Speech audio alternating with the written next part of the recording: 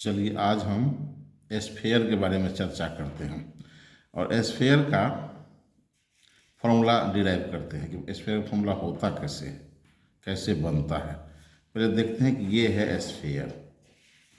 Actually ये circle जैसा दिखता है लेकिन ये सर्कल है नहीं, ये 3 डायमेंशनल फिगर है। मतलब इसमें लेंथ भी है, ब्रेथ भी है और इसमें हाइट भी है।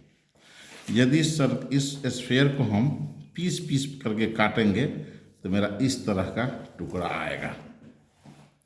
अब बहुत सारा टुकड़ा को हम यदि मिला देंगे, ऐसे करके देखिए मिलाते हैं, एक हुआ, दूसरे को मिलाएंगे, देखिए तीसरे को मिलाएंगे, चौथे को मिलाएंगे।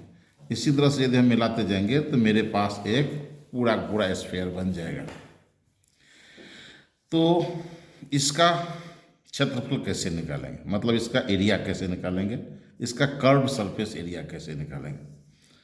तो इसका हम एक पार्ट को लेते हैं और ये जो इसका पार्ट है, जो ये दिखता है बिल्कुल ही सर्कल की तरह, इसका जो लेंथ होगा, ये जो लेंथ है, इसका ये लेंथ होगा 2πr। इसका जो लेंथ है 2πr, वही इस स्फीयर का लेंथ होगा।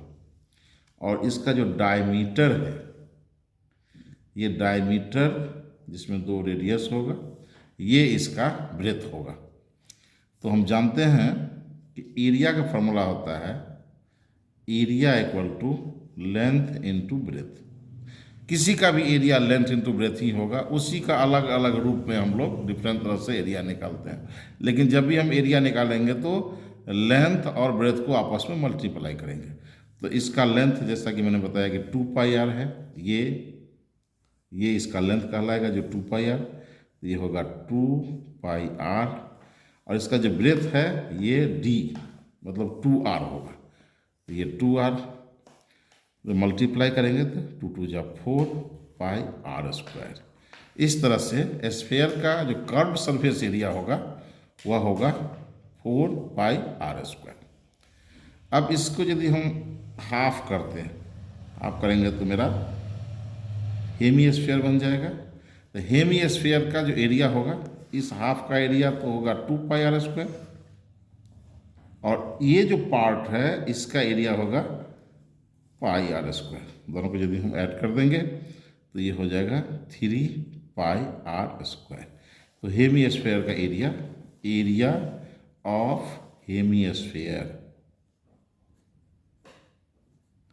Equal to 3πr²।